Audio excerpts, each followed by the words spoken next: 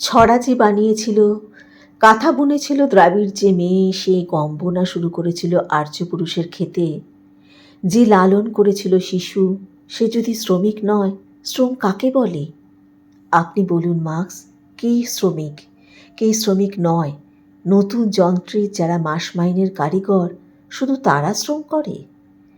শিল্পযুগ যাকে বস্তি উপহার দিল, সেই শ্রমিক গৃহিণী প্রতিদিন জল তোলে, ঘর মুছে, খাবার বানায়, হাড় ভাঙা খাটুনি শেষে রাত হলে ছেলেকে পিট্টি দিয়ে বসে বসে কাঁদে, সেও কি শ্রমিক নয়?